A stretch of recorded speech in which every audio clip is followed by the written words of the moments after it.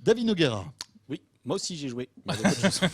Et alors, ça t'a plu ou pas? Oui, c'était vraiment très très bien. Effectivement, ça a été une annonce parce que ça s'est un peu succédé. GoPro Karma, DJI Mavic Pro et hier j'ai pu donc aller à Lisbonne tester le Mavic Pro et il est assez magique parce que Mavic Pro, voilà. Alors voilà, donc là le premier truc qui est Mavic. Excuse-moi, je te coupe, mais on a l'impression d'avoir une nouvelle génération de drones, un peu comme le Karma, qui ressemble, il ressemble beaucoup au Karma quand même. Il ressemble beaucoup au Karma, si ce n'est qu'il est encore plus compact. Le Karma, les 4 branches du quadricoptère le Karma, se c'est celui de GoPro. toutes vers l'arrière. Là, vraiment, le mécanisme qu'on vient juste de voir là, qui pivote et qui se déploie juste derrière, c'est vraiment très très très intelligent parce que le drone, on l'a vu, il tient dans une main.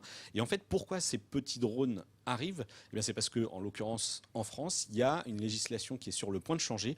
Et pour ne pas avoir à immatriculer son drone, il va falloir qu'il pèse moins de 800 grammes. D'accord. Et donc là, on va avoir une 730... bataille sur les drones. Exactement. Et là, on y est 734 grammes sur le poids. pour un drone comme celui-ci, bardé de technologie, parce qu'il faut le redire, mais quand même.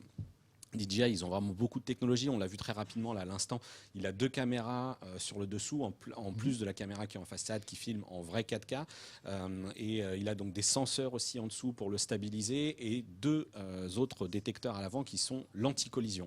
Donc beaucoup de technologie qu'on a essayé au Portugal et vraiment ça marche super bien. C'est-à-dire que le truc fait il est 700 David, grammes, là. Il est super rapide, alors, attends, il est vite. Alors, commente-nous les images là, parce que bon, t'étais au bord d'une belle fontaine, j'espère que t'es pas tombé dedans. Voilà, non. Il y avait le drone non plus d'ailleurs. Alors tu connectes en fait le smartphone exactement à la télécommande. Et là, le smartphone devient un écran de visualisation de ce que tu vois. Ouais. Alors c'est pas obligatoire effectivement de quel le brancher. N'importe quel smartphone, Android, iOS. Là en l'occurrence c'est un iPhone. Il y a un petit câble qui passe sur le côté qui permet de plugger directement son mobile. Moi je l'ai essayé avec un iPhone 6 Plus, donc un gros bébé. Ça passe quand même. C'est quand même très confortable à utiliser. Et donc une fois que le smartphone est branché, on a le retour d'image et les 2 petites gâchettes.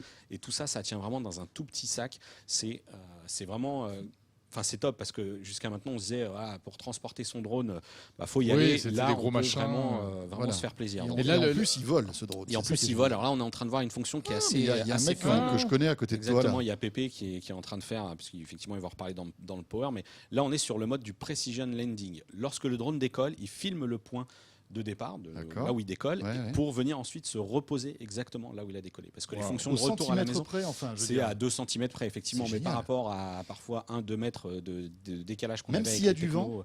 Alors même s'il y a du vent, il va falloir quand même qu'on multiplie les tests sur tout ça. Il faut savoir que c'est une photo super stable. Et il est super stable. C'est-à-dire que là, on est dans la partie où on était dans la cour. On est ensuite allé dans un endroit un petit peu plus dégagé où il y avait quand même un peu de vent. On avait quand même les arbres qui bougeaient. Et vraiment, pour un truc à 800 grammes sur ce format, c'est juste magique. Là, quel prix, David? Alors, on sera quand même à 1199 €. Ah oui.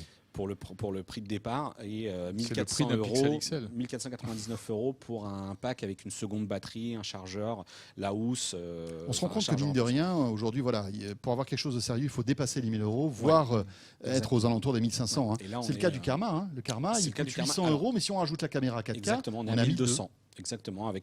Il y a le Karma pour lui qu'on peut effectivement démonter la caméra, retirer son Hero. Et puis c'est une caméra Session, exactement, et du coup s'en servir en tant que gimbal, petite perche. Mais là, la caméra est vraiment pas mal. Elle a l'air de bonne qualité. Oui, à tester aussi peut-être la qualité de la caméra par rapport à la GoPro. Parce que et l'autonomie Alors l'autonomie, on est sur 27 minutes, puisque effectivement, moins lourd, on arrive à faire des choses de meilleure qualité. Quand je pense qu'avec les premiers drones Parrot, on tenait 6 minutes en l'air. 6 minutes, il fallait recharger pendant 1h30. Aujourd'hui, on arrive à des recharges, même parfois plus, parce que maintenant, la recharge, c'est plutôt 1 heure.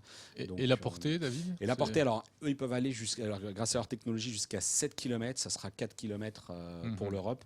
Et alors, de la DGAC pour la France dit navigation à vue. Donc, ça perd un peu de son sens. Mais on est vraiment sur quelque chose de très, très performant. Et il paraît qu'il y a même une fonction obstacle, souffle Jean-David dans l'oreillette. Exactement. Il y a surtout ces 2 capteurs dont je parlais avec la détection d'obstacles et toutes les fonctions qu'on connaît maintenant sur ces drones un peu haut de gamme qui sont la fonction suis-moi, ce qu'ils appellent le le live tracking, oui, on peut marcher et le drone avance en même temps que nous.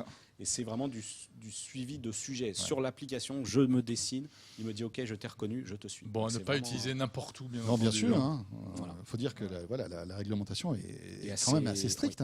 Typiquement, on ne peut pas se servir de ce genre d'appareil en ville. Bah non, chez soi. Et puis dans son jardin, on peut se faire dénoncer. Donc là, on le voit, il part à une vitesse en mode sport. Il est 65 km/h annoncé. Impressionnant.